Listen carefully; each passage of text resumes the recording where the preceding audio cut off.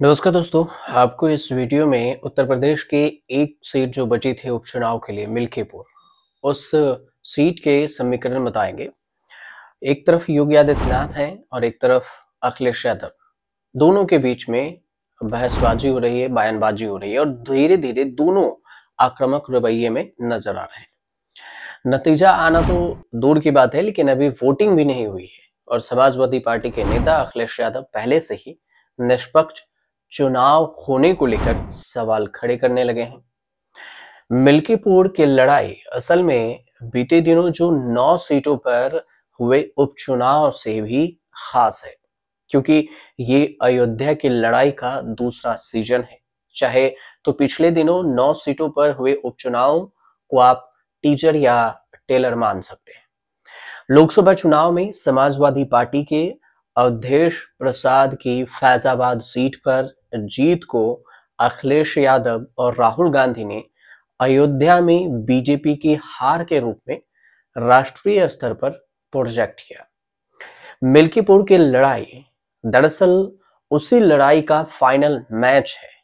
मिल्कीपुर में अव्वल तो मुख्य लड़ाई अवधेश प्रसाद के बेटे समाजवादी पार्टी के उम्मीदवार अजीत प्रसाद और फिर बीजेपी के चंद्रभान पासवान के बीच में है।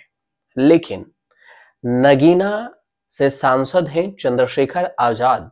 उन्होंने समाजवादी पार्टी के बागी नेता सूरज प्रसाद को उतारकर पेंच फंसा दिया और अब मामला ज्यादा से ज्यादा पासवान वोट झटक लेने की है ताकि जीत पक्की की जा सके। तभी तो मिल्कीपुर पहुंचकर उत्तर प्रदेश के मुख्यमंत्री योगी आदित्यनाथ एक दलित लड़की के साथ हुए गैंगरेप को लेकर अखिलेश यादव की समाजवादी पार्टी पर निशाना साधा, उस पर हमला किया। हिंदुत्व की राजनीति में योगी ने फिट किया दलित का एजेंडा। मिल्कीपुर रैली में योगी आदित्यनाथ ने जो दलितों के साथ अन्याय किए जाने का मुद्दा आसानी से उठाया है और उसे मुद्दा भी मिल गया। ये मौका भी समाजवादी पार्टी ने ही मुहैया कराया होता है और यही वजह है कि योगी आदित्यनाथ बड़े आराम से अखिलेश यादव को भी मैदान में घसीट लेते हैं। जैसे दिल्ली में यमुना नदी के प्रयागराज के संगम से तुलना करते हुए अरविंद केजरीवाल को डुबकी लगाने के लिए चैलेंज करके एक साथ स्थानीय और हिंदुत्व का मुद्दा जोड़ देते हैं, बिल्कुल वैसे ही मिल्कीपुर में हिंदुत्व के एजेंडे वाली राजनीति को दलित मुद्दे से जोड़ देते हैं। अगस्त 2024 में समाजवादी पार्टी के स्थानीय नेता मोईद खान को एक नाबालिग के साथ रेप के मामले में गिरफ्तार किया गया था और योगी आदित्यनाथ अब उसी घटना के जरिए पूरी समाजवादी पार्टी और नेतृत्व को कटघरे में खड़ा करने की कोशिश कर रहे हैं। और आप यूं कहें कि चुनाव के बीच में उन्होंने खड़ा कर भी दिया है। अवधेश प्रसाद को दुर्भाग्य से बने सांसद बताने के साथ ही योगी आदित्यनाथ कहते हैं कि एक दलित बेटी के साथ रेप वाला मोईद खान इनका हीरो होता है। अब मिल्कीपुर के लोगों को आह्वान करते हुए योगी आदित्यनाथ ने ये भी कहा है कि मिल्कीपुर की जीत का संदेश बहुत दूर दूर तक जाएगा और कहते हैं कि जो ऐसी घटनाओं को अंजाम देते हैं उन लोगों को अभी भी आगे नहीं बढ़ने देना है और ये मोईद खान को सिरों आंखों पर बैठाने वाले बेटियों की सुरक्षा के लिए खतरा है और इसीलिए कहता हूं कि देख सपाई बिटिया घबराई। ये योगी आदित्यनाथ का बयान है। समाजवादी पार्टी के नेता है अखिलेश यादव।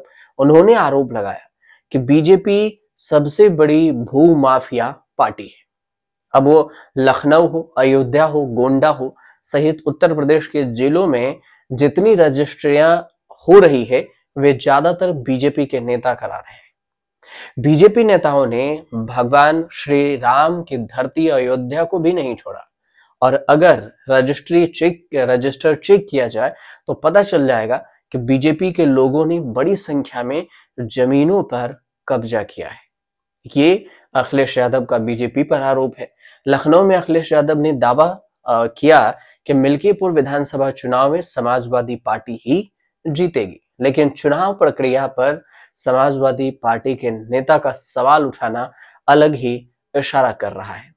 उन्होंने कहा कि अगर निष्पक्ष चुनाव होते हैं तो 9 विधानसभा सीटों पर जो उपचुनाव हुए थे उसमें समाजवादी पार्टी महज 2 सीटें ही जीत पाई थी, क्योंकि 7 सीटें बीजेपी ने झटक ली थी। अब जो सवाल उठाते हुए मायावती ने भी मिल्कीपुर चुनाव से दूरी बना ली थी, वही सवाल अखिलेश यादव अब उठा रहे हैं। अखिलेश यादव कह रहे हैं कि मिल्कीपुर की जनता जानती है कि बीजेपी चुनाव में बेईमानी करना चाहती है। बीजेपी ने पुलिस को आगे कर दिया है, एसएचओ और फिर सीओ को निर्देश दिया है। डीएम, एसपी और अन्य अधिकारी लखनऊ के इशारे पर काम कर रहे हैं। जनता कह रही है कि निष्पक्ष चुनाव हुए तो समाजवादी पार्टी की ऐतिहासिक जीत होगी। लेकिन अब देखना दिलचस्प ये होगा कि यहाँ भी 5 फरवरी को मतदान है और 8 फरवरी को मिल्कीपुर में भी परिणाम आएंगे, मिल्कीपुर उपचुनाव से सीट पर।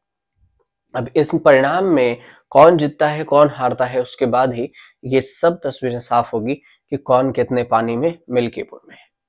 फिलहाल आपको जानकारी सही लगे तो चैनल को सब्सक्राइब कीजिए, शेयर कीजिए, कमेंट कीजिए।